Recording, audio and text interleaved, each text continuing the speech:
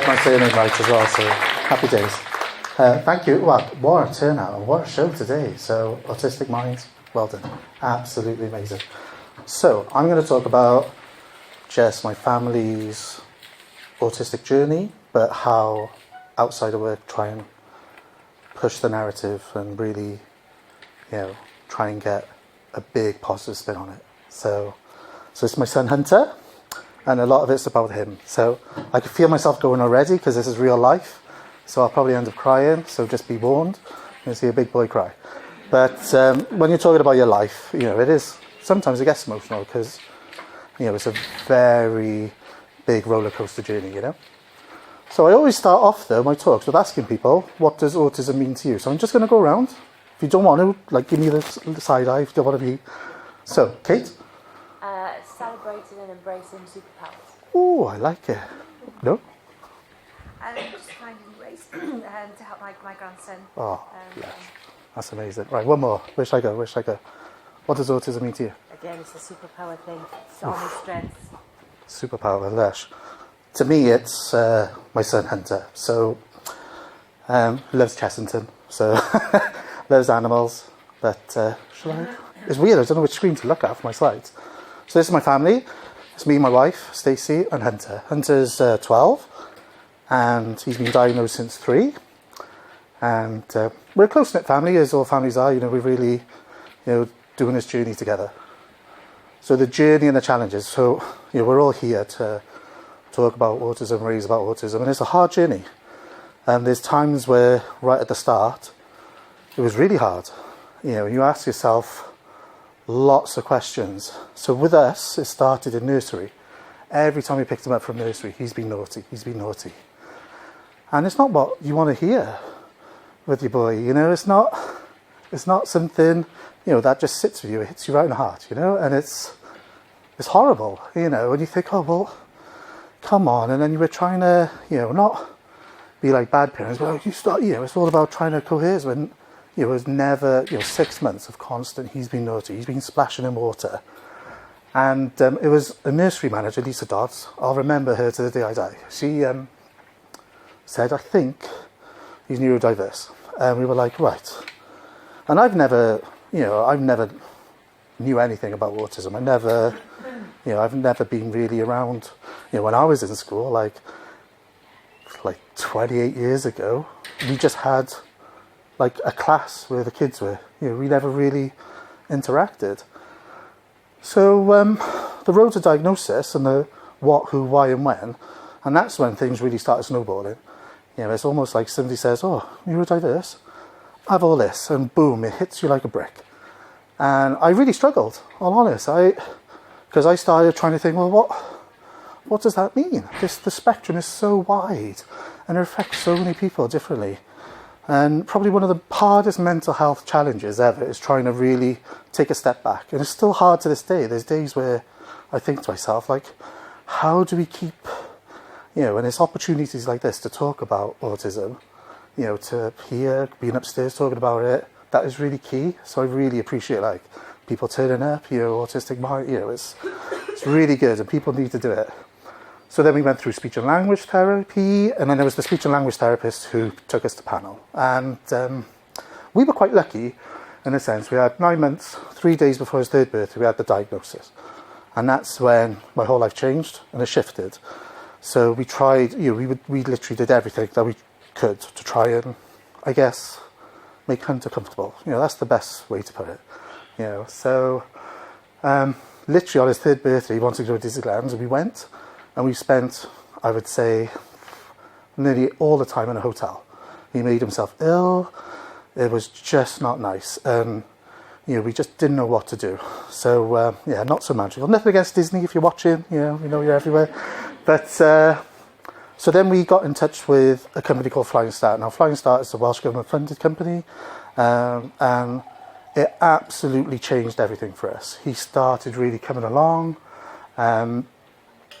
It was incredible, the change in him within a couple of days, and so we started, I would go there and just try and learn off the teachers there, learn off the people, because it's so important, isn't it, because I didn't know how to really, I tried to adapt, but you've got to take such a huge step up to like change your mindset on to make the best for him.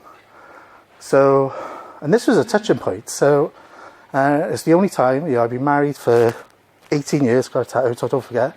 And sorry, Stace. And basically, we had a bit of an argument because I said he needs to go to an observation class, and again, because we're 40 and 46, back in the day, observation class when I was in Barry Boys was horrid. They were just kept on the other side of the school. You never saw anybody, And so she was thinking, and I was like, yeah, but this will nurture him, and we got in, and it was great. He came on leaps and bounds, and then he went to mainstream then, and he was doing quite well. And this is where Merlin Magic Wand came in. So Merlin Magic Wand is a charity. I work for Merlin Entertainment, so does Kate. And but way before I started there, they do these things called magical day outs. So we thought, let's try Legoland, get some free tickets to try it. And it absolutely changed everything. He loved it, loved seeing the Lego. He got obsessed with Lego. He would play, lots of neurodiverse people love Lego, play with Lego, and it was really, really, really lush. And it really changed, we thought, right, we can have like breaks away and stuff. And, after Disney, what it's like when you have a Disney, or a trip that you don't like, you think, oh, I'm not doing that again. But we kept trying and pushing and stuff. And so then, I had to tell my friends my son's autistic.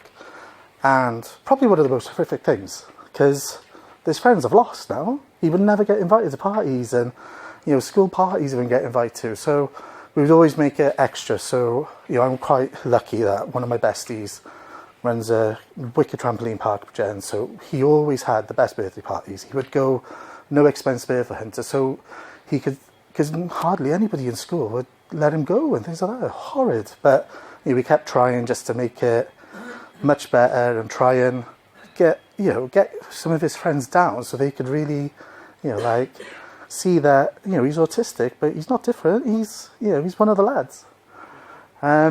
Loves his gloves. Don't know why. He nicked them off me. Cheeky little bugger. One of his favourite places, Greg's. We all know everybody loves the Greg's. So, but what I try and do in these talks as well is be like, I struggled with work when Hunter was diagnosed. I left the job because we had the diagnosis and I didn't want to travel anywhere. But so I worked in a college for a while before I changed jobs, and I got to learn from people in the college about autism. So I'm ever thankful for that. But I moved then to a company called Merlin Entertainment, and why I'm talking about this is because first time ever in an interview, I felt comfortable about talking about autism, and it kind of, we've got lots of company values, and one of the company values is we care. But it started a bit of a snowball effect with life and work, talking about it. And my boss said, "Oh, go watch his TED Talk," and I was like, "Oh, come on," because I never really wanted. I wanted my developer designer skills to shine, not just the stuff I do outside of work with autism. But one of these values I live every day. I try and care for. People will tell you I'll do anything for anyone. And but what happened? Hunter started doing things for people in work. So we managed to open up and get him to do an interview. And this went out to how many staff? 25,000? 25,000 staff have watched a video of Hunter talking about autism, and so it's all about trying to get that message out. And so Kate, who works for UK, was doing a sensory run, asked Hunter to look at the graphics and things, and feedback, things like that. But we got to see it before anyone else, and it's probably one of the best days of my life, because we went round the park having a play, but seeing him in our sensory room, it's on my Instagram, and it's probably the best video I've ever seen in my life. Just seeing him so relaxed, touching the bubble machines, things like that, it's, we would never have got to do that.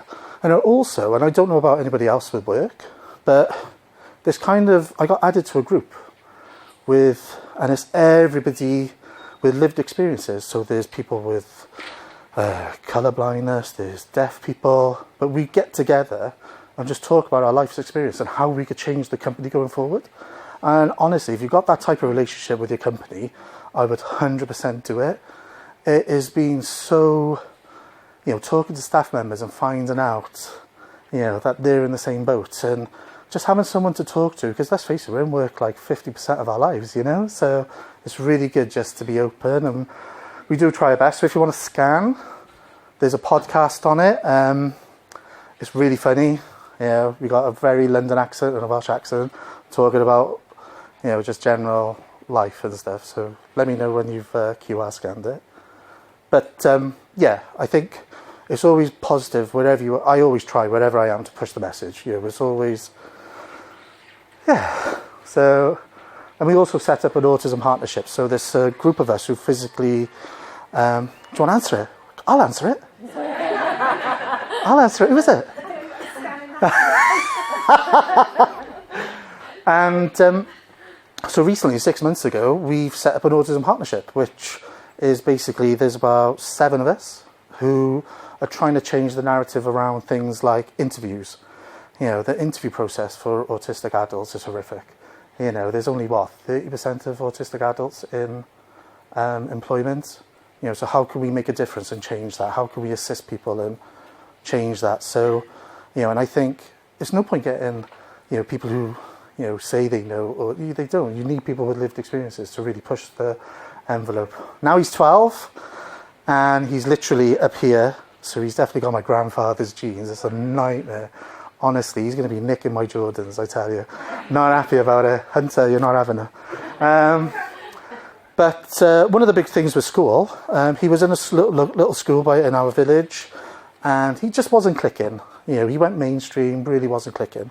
But there was a school called Oldcastle Primary, which is in Bridgend, about 40 minutes from the house, where we were like, that's the one you got to go into. We started getting a good relationship with Oldcastle. I became a governor there, really try and help use my digital tech skills to push the autism envelope there, really get the messages out to the teachers, because teachers are very focused on getting their classes done and everything, but if you could give them easier way to get information, it really flourishes. And I've done lots of work with Cardiff Council, Bridgend Council, to really try and be like, technology's here, this is, let's face it, if you could get messages out here, TikTok, Instagram, Reel styles, that's your key. And, everybody should be pushing the envelope, #autism, and push the envelope. And so we changed schools 3 days and then lockdown. We were like, oh my God, this is going to change everything. And that was lockdown being, it was just crazy for everyone. We won't get into it. But last year of primary, Resilience Award. And here we go. And just to get that, with all the challenges, it's it's one of the best things ever, one of the best feelings. And, it hasn't stopped. He's joined Bryn Teg now because he's gone out with his friends and we knew people in the ALN department. And he's just started year 8, but year 7, 1 student a year. It's just like, it's amazing. It's just so flourishing. And I believe, because we try and keep everything positive, even if it's a negative, I've got I don't know, it's my grandfather's fault, but he's always told me there's no issues, there's only solutions. There's only solutions, and he was a captain of a Lancaster bomber in the war, and if he can have that type of attitude when his lifespan was 17 minutes, so can I, So we try it with everything, and this is where we talk about positivity, where we always try, because there's days where Hunter comes home and he's, a bit negative because something didn't go around. Yeah, but let's talk about the positives, It's like the poop sandwich, We say, right, talk about something good, get your negative out, something good. But it's one of the best, I didn't want to say the S word. But yeah, we try and really make everything positive, and, oh, look at his hair, it's Lesh. One of his best friends, and, we just try and, whenever he does something amazing, it's always something like one of his best things to do, and it works. It's like if he does well in school that 1 week, he's like, can I have a Slim Chickens? I'm like, yeah, let's go. So you got to celebrate positivity, And then this is where we got into art, and he really got into spray painting. And so what we decided is, well, everybody else should enjoy it. So we put, nerd website, I built a website for him, and we put him online. And I was like, we'll give half to the National Autistic Society, And you know, we'll just, because he's having fun, and he's done loads of artwork, you know, and he's done like stuff for his school, and then we got into gaming. Now, I'm a bit of a gamer, you know, as well, but Hunter really took it to the next level. So these are some of his favourite games. Now, Geometry Dash is a game where you can build your own levels, and I thought, hey, let's use a bit of social media. Sent a level he made to the developers. They came back, oh, this is wicked. I was like, yeah, but my son's 10. They were like, what? And then we started a chat about, he built levels for the designer, and they're on the game. It's crazy. It's like, you know, so it's always trying to just, when you get into something, push it. You know, yeah. You know, Einstein was autistic, and look what amazing stuff he did. So, but the next game, Stardew Valley. Has anybody ever played Stardew Valley? So it's like a farming game, but it's blown up quite big. And here's a cookbook. Now, Hunter loved a beige buffet. I had to do tomato sauce with a zhuzh, you know, or maybe like stack his nuggets like I was like Ramsay, you know. Am I right though? You know? And he was like, Dad, I want the cookbook. It's £40. I was like, all right. I said, but you got to make something out of it. And oh my God, like you will not believe this next photo. So there's a food item in the game called Tropical Curry. And it's a vegetable curry, loads of spices. And I was thinking to myself, he will never eat that. Well, he blew my mind. He absolutely, you know, blew my mind. He's made 5 recipes out of it, things that I would never, ever thought. And like we've done the stories on my Instagram, and like people are just like, this is crazy, you know, and it's just so wild. And I'm really looking forward to the lemon poppy seed muffins we make it this weekend. So yeah, but like in a pineapple. One recipe had lobster, and I had to go to Cowbridge. I've never felt so posh in my life, you know. And I'm a nat boy, you know. I'm a proper nat boy. I don't look it, but you know. But honestly, having to go and buy lobster, and the lady was, "What's it for?" I was like, well, "My son's making. It's called like something like strange bun." And I was like, honestly, look at it, it's mad. And I was just like, oh my God, you know. So yeah, but like honestly, and he ate it all, and I was just like, this is crazy. So nearly at the end. So there'll be some time for some questions and answers and things like that. But one thing that stuck with me, the lady in speech and language therapy, I was talking to her about Hunter loved his iPad whenever we go out for food or things like that. And it was loud. And I remember we were in this one place and this guy was like, turn it down. And he was effing and jeffing, you know, thinking he was the big boy. And, you know, she always said to me, pick your battles. And I was like, I explained to him, I was like, you know, he's eating, he's autistic, like, leave it be. And it stuck with me from day one, you know. So yeah, thank you for listening. I hope maybe just change your perspective on things, or how to maybe change something with food or something. We have a Facebook page, Our Autistic Wales, where we go around and, you know, we review places, we talk about places we've been. Yeah, we did a Corvo Lounge in Bridgend. We did a nice project with them where we did a lot of stuff. Let me know when to go next. See all the phones out.